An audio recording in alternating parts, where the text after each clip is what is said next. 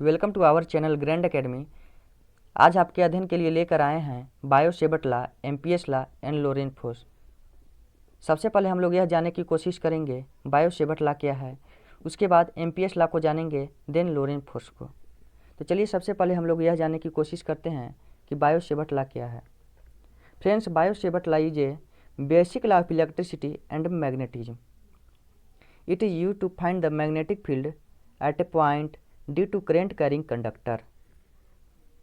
Biot-Savart law electricity and magnetism यानी चुंबक तत्व का एक बेसिक नियम है। किसका बेसिक नियम है? चुंबक तत्व का एक बेसिक नियम है। Biot-Savart law electricity and magnetism यानी चुंबक तत्व का एक बेसिक नियम है। इसका यूज करेंट कैरिंग कंडक्टर के कारण एक पॉइंट पर चुंबकीय क्षेत्र यानी मैग्नेटिक फील्ड का पता लगाने के लिए किया जाता है, एक पॉइंट पर। ओके, क्लियर है? It states that the magnetic field produced due to a small conductor of length dl carrying a current of length dl. A small conductor of length dl carrying a current of length dl and carrying a current I at a point at distance r, carrying a current I at a point at distance r is given by dB is equal to nu 0 by 4 pi ideal sine theta by r square. D B is equal to नी 0 by 4 pi I d l into r vector by r cube. Clear है? चलिए आगे बढ़ते हैं। Ampere's law.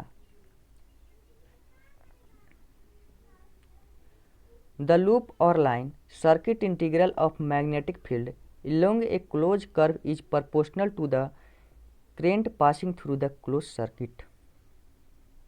Close curve के साथ magnetic field का integral loop या लाइन सर्किट क्लोज सर्किट से गुजरने वाले करंट के प्रोपोर्शनल होता है। यानी किसी क्लोज कर्व के अलोंग मैग्नेटिक फील्ड के लीनियर इंटीग्रेशन का वैल्यू उस कर्व से घिरे पृष्ठ से गुजरने वाली टोटल अस्थायी धारा का न्यू जीरो गुना होता है। ये क्या है?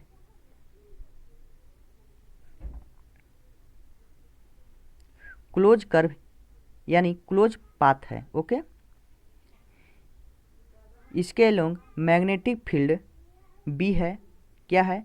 मैग्नेटिक फील्ड बी के लीनियर इंटीग्रेशन का वैल्यू, लीनियर इंटीग्रेशन यानी डीएल का वैल्यू उस कर्व से घिरे पृष्ठ से गुजरने वाली टोटल अस्थायी धारा यानी टोटल अस्थायी धारा यानी आई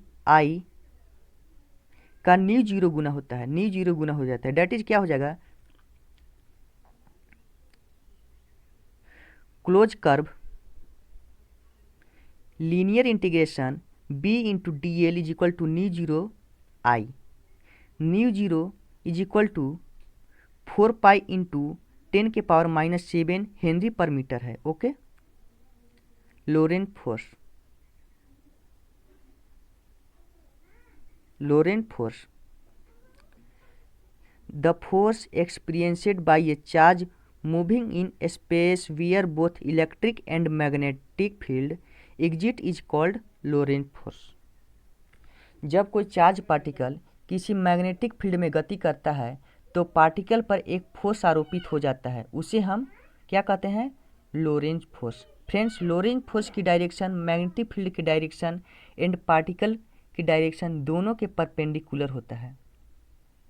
ध्यान से सुनिएगा, लोरेंज फोर्स की डायरेक्शन मैग्नेटिक फील्ड के डायरेक्शन एंड पार्टिकल के डायरेक्शन दोनों के परपेंडिकुलर होता है। चलिए हम फिगर द्वारा आपको समझाते हैं।